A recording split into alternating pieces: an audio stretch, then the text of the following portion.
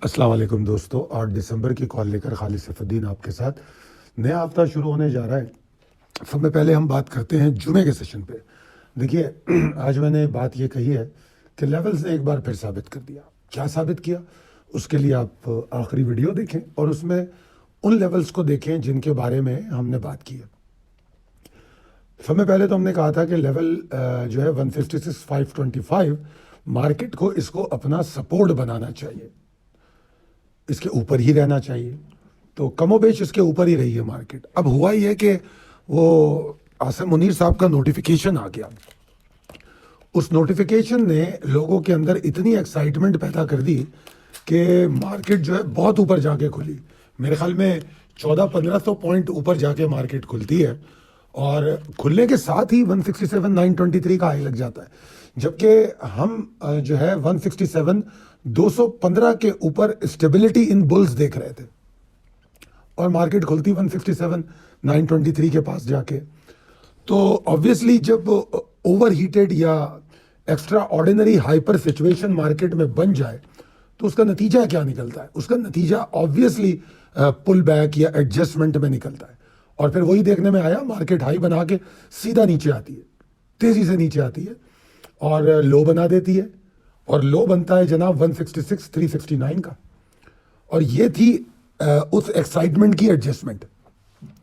फिर उसके बाद बाकी का जो पूरा दिन है, इवन नमाज के वक्फे से पहले, नमाज के वक्फे के बाद, मार्केट सिर्फ जस्टिफाई करने की कोशिश करती रही है कि जो एक्साइटमेंट बनी, जो नीचे आई, उसको बैलेंस करने में लगी रही। मगर इसके बावजूद कुछ चीज़ें बड़ी अहम हुई, जैसे मार्केट का 802 पॉइंट के इजाफे के साथ फिर भी बंद हो जाना। यानी कि मार्केट की शक्ल देखे तो मुकम्मल एग्जॉस्टेड लगती है अगर जुमे के सेशन को देखें, मगर दूसरी जानिब अगर हम नंबर्स देखें तो 802 पॉइंट्स के इजाफे के साथ मार्केट बंद हुई है। फिर एक चीज़ अगर हम देखें उसमें तो वो ये है कि 34.90 का वॉल्यूम बढ़ा है। ये बड़ी इंपॉर्टेंट बात है। ये जो 34.90 का वॉल्यूम बढ़ा है, मुझे तो इसमें थोड़ा सा डरी हुई सेलिंग नजर आती है।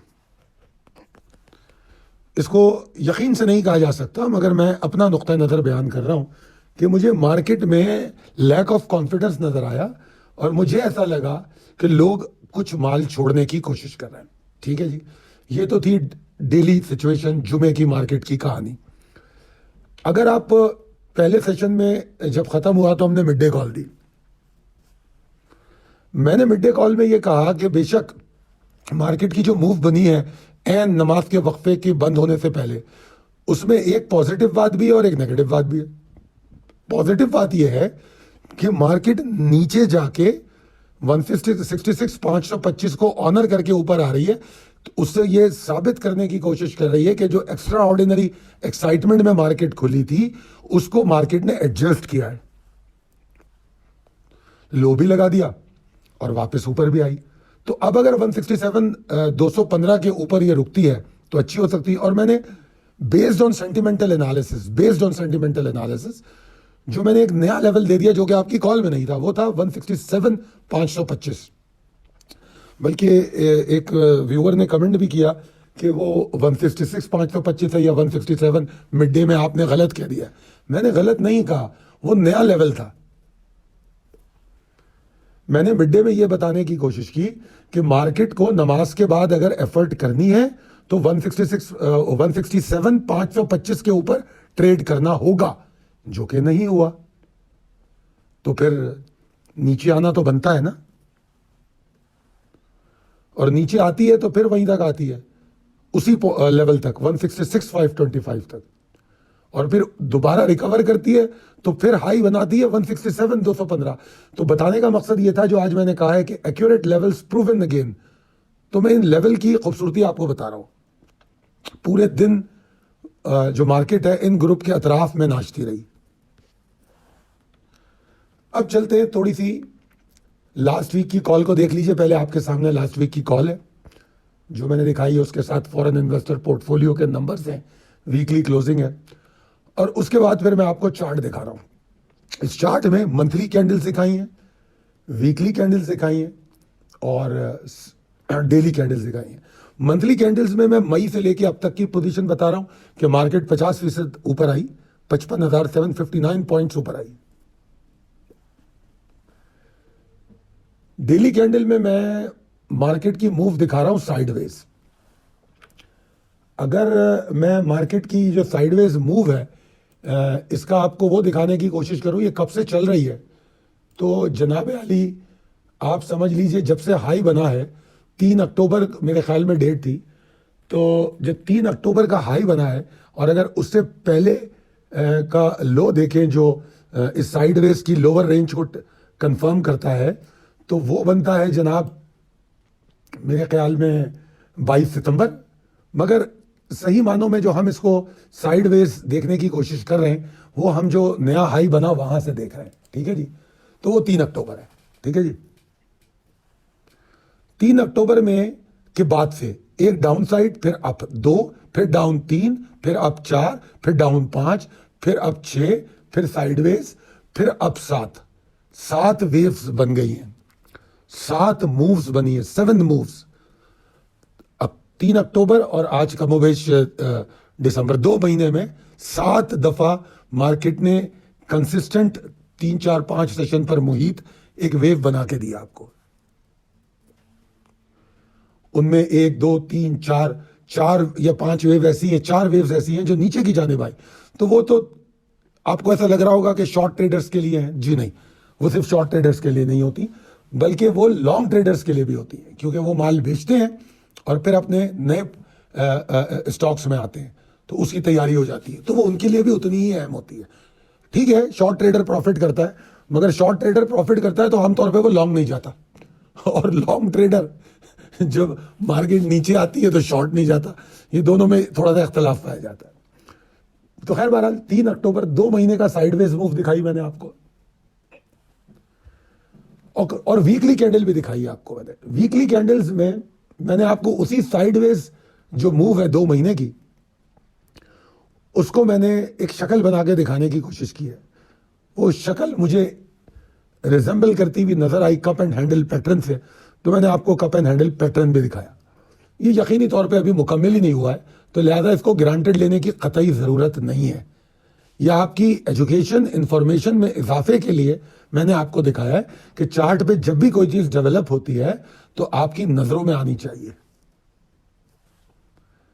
मेरे हिसाब से ये मुकम्मल नहीं है, जब मुकम्मल होगी तब इसको कप एंड हैंडल कहा जाएगा। तो बहरहाल अगर लास्ट वीक की आपने जो कॉल पढ़ी है, जो भी मैंने दिखाई आपको थोड़ी देर पहले, उसमें कुछ लेवल बताए गए थे 166,990, 167,945, ठीक है ना। अब आप हाई देखें, मार्केट पहले दिन न सिर्फ एक्साइटेड होती है बल्कि दूसरे दिन तो 169,289 का हाई बना देती है। न सिर्फ ट्यूसडे को हाई बनता है, ट्यूसडे को ही प्रॉफिट टेकिंग भी करती है, जबरदस्त किस्म की। और वो प्रॉफिट टेकिंग 1647 पॉइंट की थी वीकली हाई से।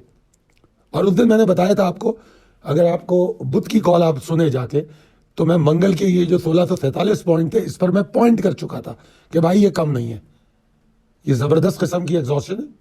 और फिर हमने बुध को मार्केट को नीचे जाते देखा, ठीक है ना। और अगर आप देखें तो जुमेरात को भी मार्केट थोड़ा सा नीचे आई, फिर थोड़ा सा लिमिटेड मूव हुई, मगर वीकली हाई से वीकली लो का फासला 3,403 पॉइंट का था। मगर उसमें अच्छी बात यह थी कि पीर और मंगल को मार्केट ने एक जबरदस्त गेन भी लिया था।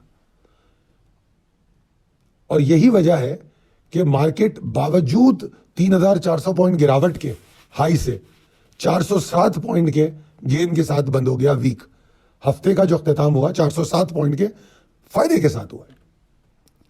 22% वॉल्यूम ज्यादा रहा है, 22.36% पिछले हफ्ते के मुकाबले में। अगर मैं फॉरेन इन्वेस्टर पोर्टफोलियो का डेटा देखूं तो फॉरेन आउटफ्लोज तो कंटिन्यू है, आपके सामने वो चार्ट मौजूद है। दिसंबर में 96,51,000 डॉलर की सेलिंग हो चुकी है।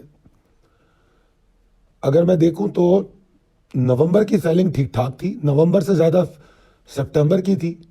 सितंबर के बाद नवंबर और अगस्त की सेलिंग एक जैसी है कमोबेश। तो ओवरऑल 2025 पूरा साल सेलिंग का है। 32 करोड़ 59 लाख डॉलर की सेलिंग अब तक 2025 में हो चुकी है। और इस हफ्ते को अगर मैं देखूं तो इस हफ्ते में लोकल फंड्स और लोकल इन्वेस्टर, इन्होंने इस हफ्ते में न सिर्फ अच्छी बाइंग की, बल्कि अगर मैं पिछले हफ्ते की बात करूं तो लोकल फंड्स के पिछले हफ्ते में भी इन्फ्लोस थे, जबकि लोकल इन्वेस्टर के पिछले हफ्ते में सेलिंग थी और इस हफ्ते में जबरदस्त किस्म की बाइंग है उनकी। तो नंबर्स में यहां पर लोकल फंड्स और इन्वेस्टर के तो अच्छी पोजीशन है। फॉरेन फंड्स जो है उसकी सेलिंग कम जरूर हुई निस्बतन पिछले हफ्ते के, मगर बरकरार है। इस हफ्ते मार्केट की वीक मूव अगर आप देखें तो वही हाई से लो की तो 3403 की है।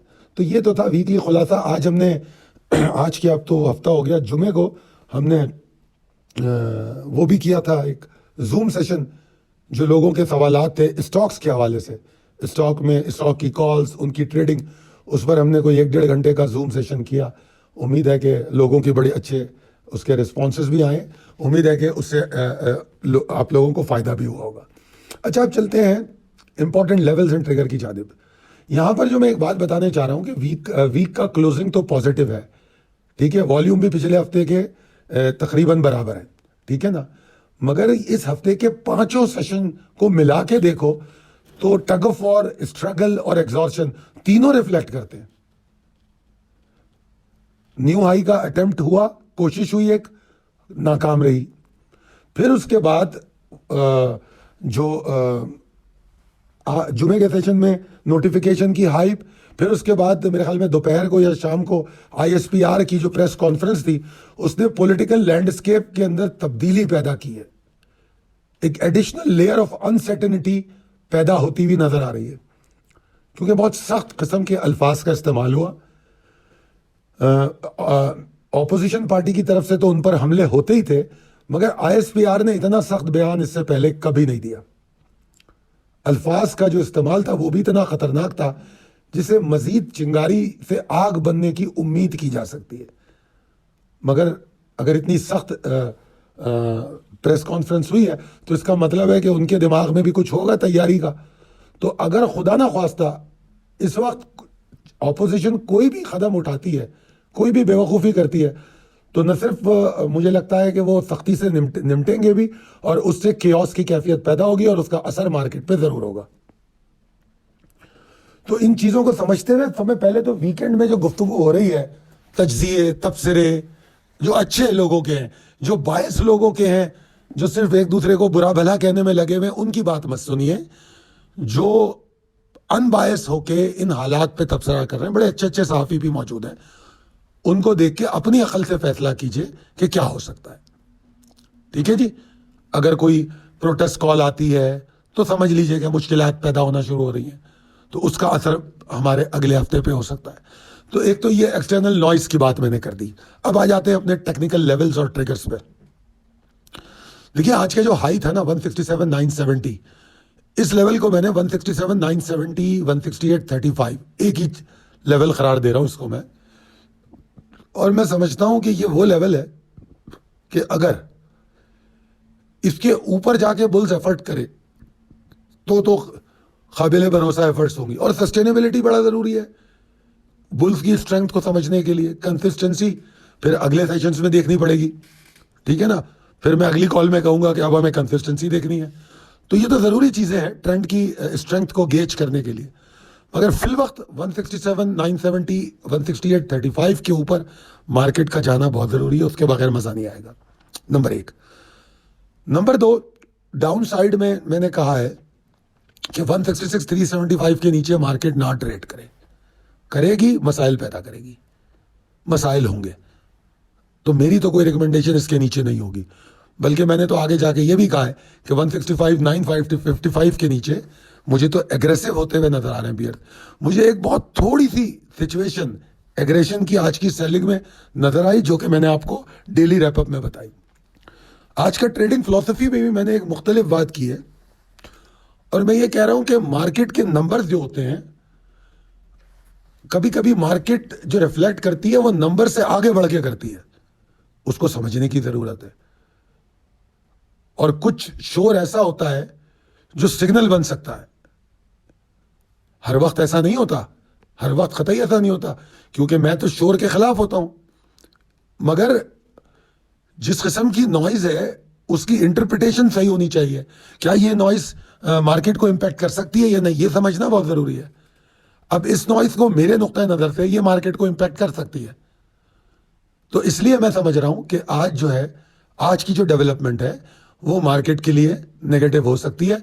अगर ये आग और भड़के, अगर ये प्रेस कॉन्फ्रेंस तक और आज के स्टेटमेंट्स तक खत्म हो जाए, वीकेंड पे सुकून रहे, अपना अपना मुंह बंद रखें सब, तो फिर कोई इतना बड़ा मसला नहीं है।